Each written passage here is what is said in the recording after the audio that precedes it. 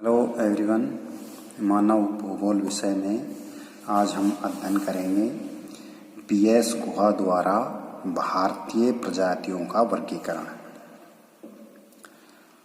PS गुहा भारत के anthropology विभाग के डायरेक्टर निदेशक थे। उन्होंने भारत की जो प्रजाति थी उनका वर्गीकरण वैज्ञानिक ढंग से किया था। उन्होंने इसके लिए 1931 की जनगणना को काम में लिया और भारत की कुछ प्रजातियों की शारीरिक लक्षणों की एंथ्रोपोमेट्रिक माप की थी और जो रिस्ले महोदय ने वर्गीकरण किया था उनके वर्गीकरण के दोषों को दूर करके उसे शुद्ध किया। उनका वर्गीकरण 1944 में प्रकाशित हुआ था। बीएस गुहा के अनुसार भारत में 6 मुख्य प्रजाति वर्ग हैं। कितने हैं? 6। और इन 6 मुख्य प्रजाति वर्ग के 9 उपभेद हैं। देखते हैं। मुख्य जो प्रजाति वर्ग हैं उनमें Negrito, proto Australoid, Mongoloid. Mongoloid के 2 वर्ग हैं, पहले मंगोलाइड और तिब्बतो मंगोलाइड यानी तिब्बती मंगोलाइड। पहले जो मंगोलाइड हैं इसके भी 2 वर्ग हैं, एक लंबे सिर वाले और दूसरे चौड़े सिर वाले। उसके बाद चौथा जो वर्ग है वो है मेडिटेरियन। इस प्रजाति के 3 उपवर्ग हैं, पहले मेडिटेरियन और ओरिएंटल। 5वां जो वर्ग है वो है पश्चिमी चौड़े सिर वाले। इसके 3 वर्ग हैं, अल्पाइनाइड, डिनारिक और आर्मेनाइड। और 6ठा जो वर्ग है वो कौन सा है? नॉर्डिक। तो 6 मुख्य वर्ग कौन कौन से हुए? Negrito, proto Australoid, Mongoloid, Mediterranean, पश्चिमी चौड़े सिर वाले और नॉर्डिक। अब इनको एक एक वर्ग को देखते हैं। सबसे पहले नेग्रिटो। नेग्रिटो जो लोग होते हैं वो नाट्य कद के यानी छोटे कद के होते हैं, लगभग 150 सेंटीमीटर से भी कम के।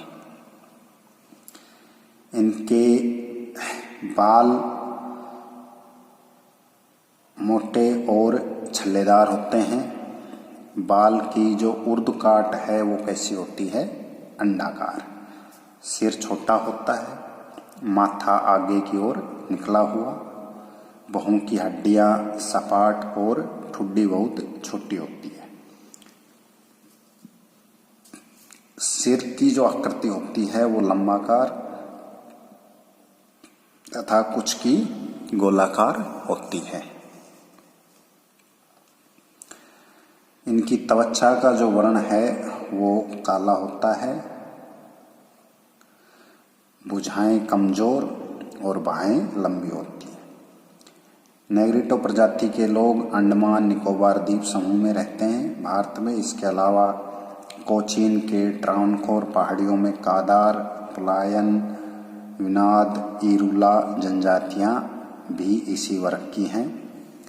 इनके होठ मोटे और ऊपर की ओर मुड़े हुए होते हैं। दूसरा जो वर्ग है वो है प्रोटो ऑस्ट्रेलाइड। दक्षिणी भारत और मध्य भारत की जो आदिम प्रजातियां हैं वो मुख्यतः प्रोटो ऑस्ट्रेलाइड वर्ग की हैं। इनकी त्वचा का वर्ण लगभग काला होता है, बाल लहरदार और कुछ के छल्लेदार भी होते हैं। नाक चौड़ी, चपटी तथा नाक की जड़ के नीचे की ओर दबी हुई होती है। नाक की जो जड़ है वो नीचे की ओर दबी हुई होती है। होठ मांसल और लौटे हुए होते हैं। चेहरे का भाग बाहर की ओर निकला होता है, जैसे कि नेग्रिटो प्रजाति का ही होता है। आदिम जनजातियों में चेंचू, मलायन, मुरम्बा, येरुआ, मुंडा, संथाल और कोल वर्ग प्रोटो ऑस्ट्रेलाइड वर्ग में आती है। तीसरा जो वर्ग है वो है मंगोलाइड। इनके शरीर और चेहरे पर कम बाल होते हैं। चेहरे का भाग प्राय सपाट होता है, जिनमें गालों की हड्डियां बाहर की ओर उभरी हुई होती हैं।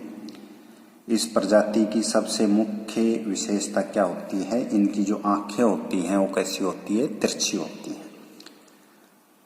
परंतु कुछ कुछ मंगोलाइड प्रजातियों में ऐसी आंखें नहीं भी होती हैं। इनका कद मंझला होता है।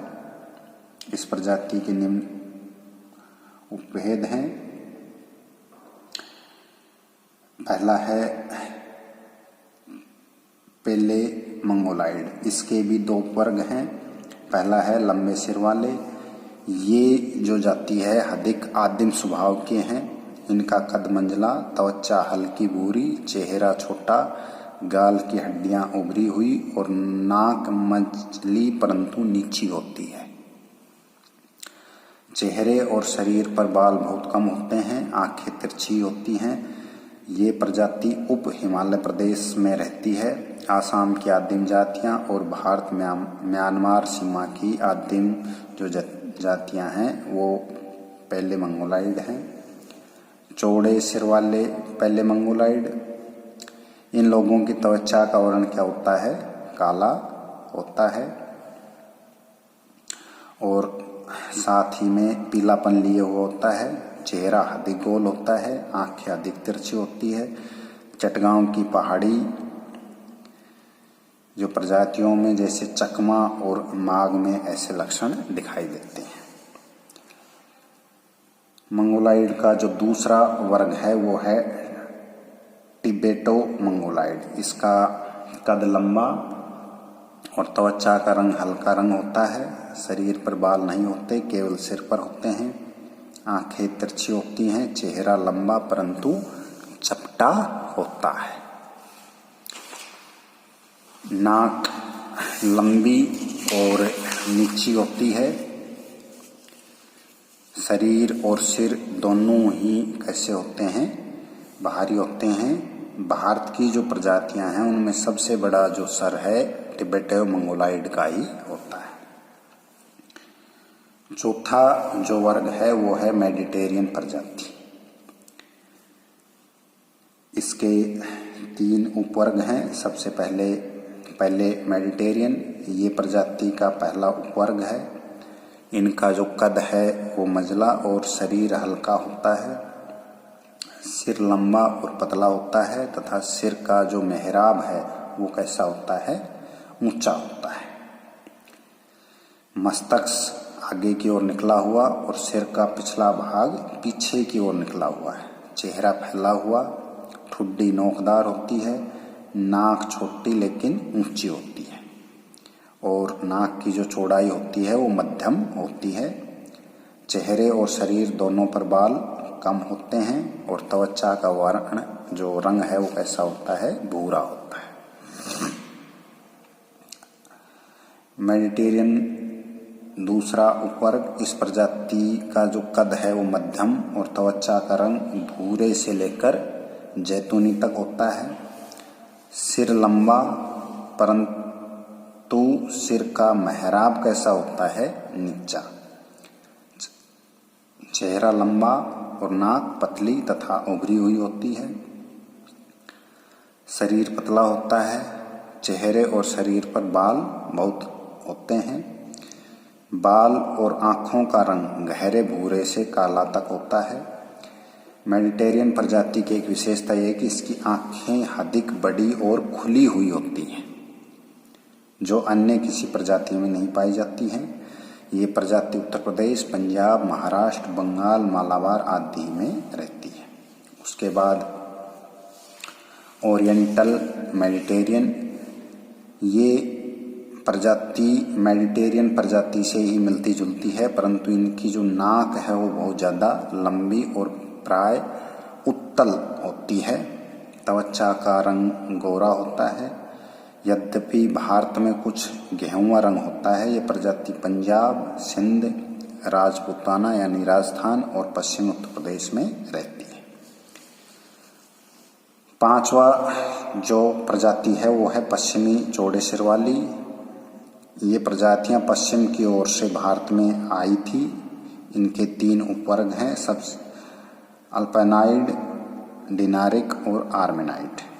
अल्पाइनाइड इन लोगों का सिर चौड़ा और कद मध्यम और छोटा होता है, मध्यम से छोटा। सिर के पीछे का भाग गोल होता है, चेहरा गोल, नाक उभरी हुई, रंग गोरा, चेहरे तथा शरीर पर बाल होते हैं। शरीर सुगठित तथा कुछ भारी होता है। ये प्रजाति सिंधु प्रदेश, दक्षिण तिरुनेलवेली, आंध्र, काठियावाड़, गुजरात, महाराष्ट्र, कर्नाटक, तमिलनाडु प्रदेश में पाई जाती है। ये पूर्वी उत्तर प्रदेश, बिहार और गंगा डेल्टा में भी पाई जाती है। उसके बाद डिनारिक, इस प्रजाति का कद अधिक लंबा होता है। त्वचा का विशेषकर बालों तथा आँखों का रंग सांवला होता है, श्याम वर्ण। सिर इतना चौड़ा नहीं होता जितना कि अल्पाइन प्रजाति का। इसमें सिर के पीछे का भाग चपटा होता है। मस्तक कुछ अंदर की ओर धंसा हुआ होता है। सिर का मेहराब बहुत ऊंचा होता है। चेहरा लंबा और नाक अत्यंत लंबी तथा चोंच पर उभरी हुई होठ की ओर मुड़ी हुई होती है। सिर का पिछला भाग सपाट होता है। नाक बहुत लंबी। 2 विशेषताएं होती हैं, सिर का पिछला भाग सपाट और नाक बहुत लंबी, ये इनकी मुख्य विशेषता। ये प्रजाति बंगाल, उड़ीसा में मेडिटेरियन प्रजाति से मिल गई है। ये काठियावाड़, तमिलनाडु और कर्नाटक प्रदेश में भी रहती है। गुजरात में अल्पाइन और जो डिनारिक प्रजाति है उनका क्या हो गया है, मिश्रण हो गया है। अगला जो उपवर्ग है वो है आर्मेनाइड। इस प्रजाति का कद मझला होता है। सिर चौड़ा तथा नाक बहुत लंबी होती है। शरीर पर बाल अधिक होते हैं। मुंबई के पारसी लोग आर्मेनाइड प्रकार के ही होते हैं। और जो छठा उपवर्ग है, नहीं वर्ग है प्रजाति की, छठी जो प्रजाति है वो कौन सी है, नॉर्डिक। इस प्रजाति के सिर भारत की अन्य लंबे सिर वाली दूसरी प्रजातियों के सिरों से बड़े होते हैं। सिर का मेहराब नीचा होता है। चेहरा लंबा, जबड़े मजबूत होते हैं। शरीर सुगठित तथा कद लंबा होता है। सिर का पिछला भाग पीछे की ओर निकला हुआ, ठुड्डी मजबूत होती है। नाक बहुत पतली, सीधी और ऊंची होती है। इस प्रजाति की सबसे जो मुख्य विशेषता ये है कि इनकी त्वचा रक्त वर्ण की होती है। बाल सुनहरे तथा आंखें भूरी होती हैं। ये प्रजाति भारतवर्ष के उत्तरी पश्चिमी मैदान में रहती है। पंजाब, हरियाणा, पश्चिम उत्तर प्रदेश के जो उत्तर पश्चिमी मैदान है वहाँ रहती है। पंजाब, हरियाणा, पश्चिम उत्तर प्रदेश तथा जम्मू और कश्मीर के अनेक सामाजिक वर्ग क्या हैं, नॉर्डिक हैं। पूर्व की ओर ये बंगाल तक फैली हुई है। महाराष्ट्र में ये चौड़े सिर की प्रजातियों से मिश्रित हो गई है। तो ये था बीएस गुहा के अनुसार भारतीय प्रजातियों का वर्गीकरण।